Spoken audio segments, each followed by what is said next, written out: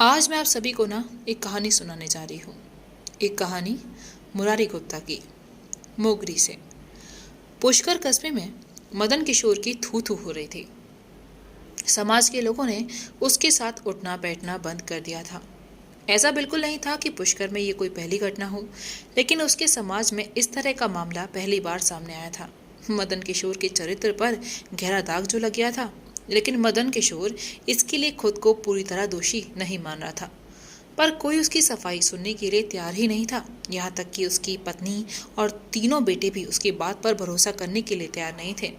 एक बार बदनामी का टीका माथे पर लग जाए तो फिर कितना ही धोया जाए, रगड़ा जाए, वह कहाँ छूट पाता है। फिर तो ये सीधा चरित्र हनन था। ऐसी खबरें तो तेजी के साथ वायरल हो जाती हैं। ये भी वायरल हो गई। बेचारा मदन किशोर, उसका वानप्रस्थ व्हाट्सएप, फेसबुक जैसे सोशल मीडिया के दौर में गुजर रहा था। 20-25 साल पहले यह हरकत हुई होती तो पंच पटेलों को पटाकर मामला शांत करवाया जा सकता था। पर अब तो पूरे कस्बे में आग की तरह बात फैल चुकी थी। कहाँ कहाँ सफाई देता, किस किस को देता। समाज के प्रतिष्ठित लोग उसे लालत देने लगे। भाई मदन, जैसा नाम वैसा काम, तूने बरादरी की नाक कटवा दी। तेरे जैसे हुनरमंद कलाकार से इस उम्र में ये उम्मीद बिल्कुल नहीं थी। लेकिन दूसरी ओर उसके ही हुनर में काम हथियाने के लिए हाथ पांव मार रहे नौजवान उसका खूब मजा भी ले रहे थे और उससे रश भी कर रहे थे। उनके सीनों पर जैसे सांप लौट रहे हों। बदनामी का क्या है, ये तो सिर्फ बातें हैं। ऐसे तो हम रोज रोज बदनाम हो जाएं, कोई बदनाम तो करे। साला ये बड़ऊ मदन किशोर है किस्मत वाला। उन्हें तकलीफ इस बात की थी कि पुष्कर के सारे शोरूम वाले हमेशा मदन किशोर को ही अंग भेदन छेदन का सारा काम सौंपते थे। कभी उन पर भी भरोसा कर एक आध काम उन्हें भी दे दें तो शोरूम वालों का क्या बिगड़ जाएगा। लेकिन हमेशा इस बड़ों को ही सारा माल हाथ लगता है। उधर मदन किशोर बदनामी की टोकरी को माथे पर लिए ढोता फिर रहा था। पुष्कर में पाप धोने का एक ही जरिया है। ब्रह्मा की पुष्कर झील में इसकी डुबकी लगाकर उस आभासी पाप को तिरोहित कर दिया जाए। पर क्या इससे उसके पाप धुल जाएंगे? धुलेंगे नहीं तो कम से कम पाप का बोझ तो कम हो ही जाएगा। मदन किशोर ने समाज के लोगों से छिपते छिपाते कार्तिक पूर्णिमा की रात को पुष्कर सरोवर में डुबकी लगाई। किनारे पड़ी तलछट उसकी पीठ पर जमा हो गई। वह उसे छुड़ाने लगा। सरोवर में इतनी तलछट जमी है, इसमें उसकी खुद की तलछट कैसे छूटेगी? तलछट को छुड़ाते वह सोचने लगा। सरोवर के किनारे लगी जगमग लाइटों से वह मेले के बारे में सोचने लगा। ये मेला यहाँ होता ही क्यों है? अगर ये मेला नहीं होता तो उस पर इतना गहरा लांछन कभी नहीं लगता। वैसे भी बिना मेले के भी तो उसकी गृहस्थी ठीक ही चल रही थी। पर इस मेले का लालच किससे छूटता है? पूरे साल भर की कमाई कार्तिक महीने के 15 दिनों में हो जाती है। मैं खुद पर अफसोस करने लगा। लेकिन इस कमाई के साथ साथ कितना गहरा लांछन दे गया ये कार्तिक महीना। 50-52 साल यूं तो कोई ज्यादा उम्र नहीं होती, पर मदन किशोर के पेशे के लिए ये काम की पक्की उम्र मानी जाती थी। इस उम्र के हुनरमंद कलाकार की इज्जत बहुत ज्यादा होती थी। उसकी भी थी, और खासकर मेले के दौरान। उस दौरान उसे फुर्सत ही कहाँ मिलती थी। सुबह से लेकर शाम तक जापान से लेकर अमेरिका और ऑस्ट्रेलिया से लेकर सुदूर रूस और कनाडा तक के औरत मर्द उसके ग्राहक थे। मदन किशोर अपने उस हुनर को भी कोसने लगा। काश उसे हुनर ना आता और ना उस पर कोई इस पक्की उम्र में बदनुमा दाग लगाता। फिरंगियों का क्या है? उन्हें क्या फर्क पड़ता है? उनके लिए हाथ की चमड़ी, गाल की चमड़ी, होठों की चमड़ी सब बराबर। लेकिन पुष्कर के लिए हर अंग की चमड़ी का अलग रंग, रूप, लाज और अहमियत थी। कार्तिक पूर्णिमा की शाम की उत्तेजना उसके भीतर अभी भी झुलस रही थी।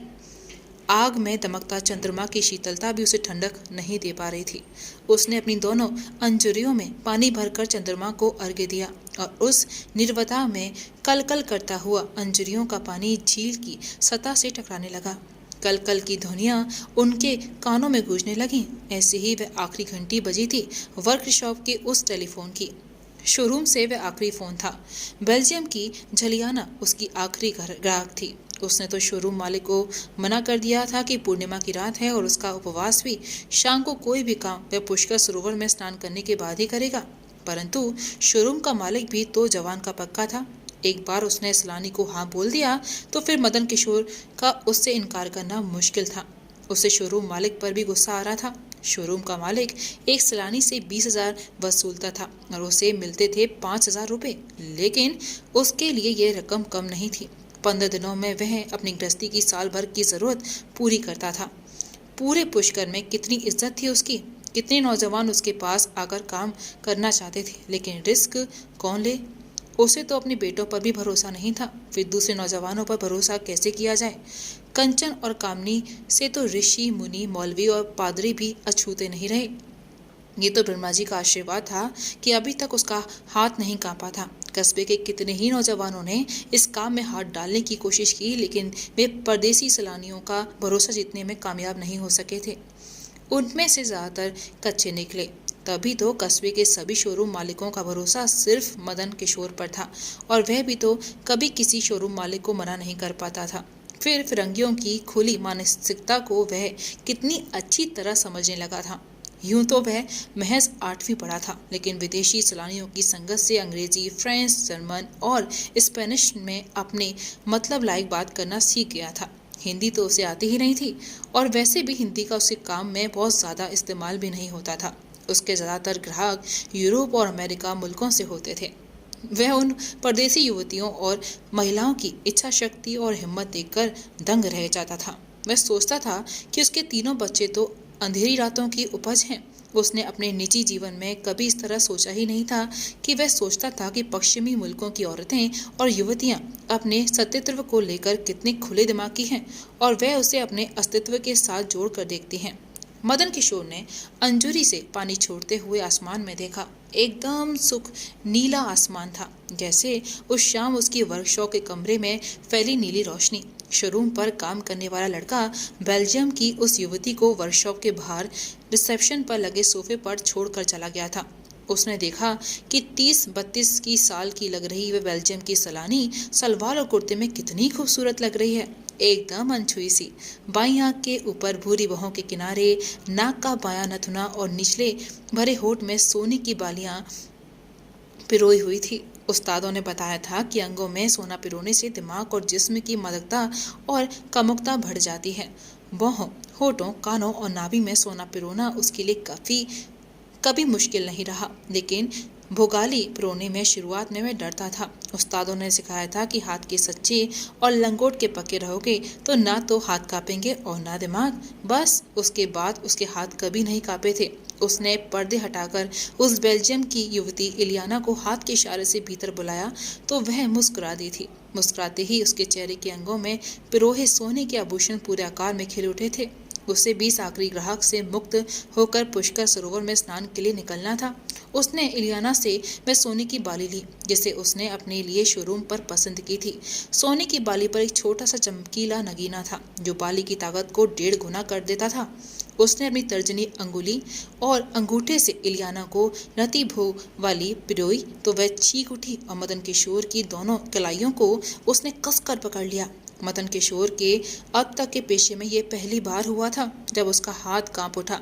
वह तो कब से काम सुख बढ़ाने की इच्छा से आने वाली सैकड़ों विदेशी सैलानियों को रति भोग वाली यानी भोगाली पिरो चुकी थी। परदेसी फिरंगी भी इस भोगाली कहने लगे थे। कुछ पल के लिए वह और इलियाना खामोश हो गए थे। युवती ने अपने निचले होठ की बाली को मुंह में बींच लिया था। मदन किशोर ने फिर से कोशिश कर उसे भोगाली पिरो दी, लेकिन युवती ने उसके दोनों कंधों को कसकर भींच लिया। उसके लंबे नाखूनों की चुभन वह अपनी पीठ पर महसूस कर रहा था। उसने उस दिन उन पलों में पहली बार किसी विदेशी सैलानी की आंखों को देखा था। शुरू में उसे लगा यह भोगाली पिरोने का दर्द है, लेकिन जब उसने अपने कंधों से उसकी हथेलियों को हटाने की कोशिश में नाकाम हुआ तो पहली बार उसके दिमाग में झटका लगा। वह उसके चेहरे पर उभरे आए भावों को समझ चुका था। उसने अपने कंधों को छोड़ने का उससे निवेदन किया, लेकिन उस विदेशी युवती पर उसके निवेदन का कोई असर नहीं हुआ। उसने अपनी उखड़ती सांस फूलती आवाज में उस युवती को समझाया था कि पिछले 30 सालों से उसने अपने पेशे को पवित्रता के साथ बनाए रखा है। वह जवानी के दिनों से ये काम कर रहा है। यह उसके पेशे के साथ बेईमानी होगी। मदन किशोर के मन और मस्तिष्क रुद्र होकर पुष्कर सरोवर स्नान, उपवास, पेशे की पवित्रता और नैतिकता अनैतिकता के बीच फंस चुका था। बेल्जियम की युवती के उसकी इच्छाओं को तृप्त करने के निवेदन के बीच उसे अपने पिछले 30 साल के उज्जवल और इज्जतदार दिन याद आते थे। मदन किशोर ने अपने एक हाथ में कुर्ते की कॉलर नीचे कर अपना जनेऊ उसे दिखाते हुए कहा कि I wear sacred thread and I am a single woman man. And it is very impossible to do this act. Like उस बेल्जियम को युवती ने एक झटके में उसके जनेऊ को बाहर खींचकर अपने दांतों से काट दिया और उसे उस पवित्रता के बंधन से मुक्त कर दिया था। पिछले 30 साल के उसके काम में मदन किशोर पर पहली बार ये आपातकाल आया था। अक्सर विदेशी युवतियां जब उसके वर्कशॉप से वापस जाती तो वो उसका हाथ पकड़ से चूम लिया करती थी और मदन किशोर पर मुस्कुरा दिया करती थी।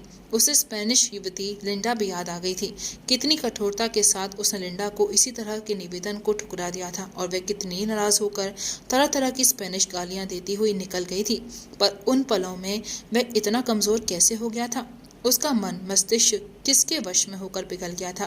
क्या उसके मन में भी कभी न कभी सुख लेने की चाह पैदा हो गई थी? नहीं, बिल्कुल नहीं। तो क्या वह इलियाना की इच्छाओं को पूरा करना चाहता था? उसकी तकलीफ को कम करना चाहता था? नैतिकता, अनैतिकता और उसके मन मस्तिष्क में जाग चुकी सुसुप्त इच्छाओं का संघर्ष उसे मथने लगा था। उसके दिमाग में उसका बेइज्जत चेहरा उस वक्त घूमने लगा था, परंतु बेल्जियम की युवती के चेहरे पर उगाए कातर भावों में उसकी नैतिकता और मर्यादाओं पिघलने लगी थी। वह अनचाहे ही नैतिकता अनैतिकता से परे इच्छाओं के भंवर में उतर चुका था। कुछ पलों के लिए उसने खुद को नैतिकता, अनैतिकता, पवित्रता, पुष्कर झील, मेला, पूर्णिमा स्नान से मुक्त कर दिया था। खुद को खुद से मुक्त कर दिया था। बेल्जियम की युवती के चेहरे पर शांति के भाव तैर गए थे। कुछ पलों के लिए वह भी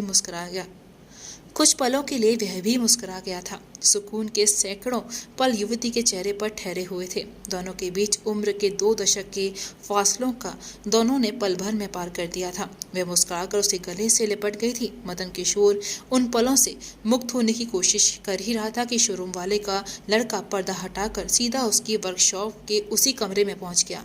इलियाना खुद को समेटकर उन दोनों की ओर मुस्कुराती हुई बाहर निकल गई। शोरूम वाले का लड़का उसको घूर रहा था। वह गर्दन झुकाए वहां पड़े सोफे पर जड़वत बैठ गया। उसे उस लड़की की आवाज सुनाई दी, चाचा जी, आपने ये क्या किया? कस्बे को जब ये मालूम होगा कितना थूकेंगे। आप पर कितनी इज्जत करते थे सब आपकी, आज तक कितनी इज्जत करते थे सब आपकी, और आप हैं कि लड़की की आवाज मंद पड़ गई थी। वह भी जा चुका था। खबर पूरे कस्बे में आग की तरह फैल चुकी थी। मदन किशोर ने टूटे जनेऊ में गांठ बांधी और छिपते छिपाते सरोवर की ओर निकल गया था। आसमान अभी भी नीला था, लेकिन उसके मन और मस्तिष्क के भीतर अमावस्या फैल गई थी। चंद्रमा को अर्घ्य देने के बाद मदन किशोर ने सरोवर में आखिरी डुबकी लगाई। सरोवर से बाहर निकले तो सरोवर की तलछट इस बार उसके माथे से चिपक गई, जिसे वह सरोवर के पवित्र पानी से छुड़ाने की कोशिश कर रहा था।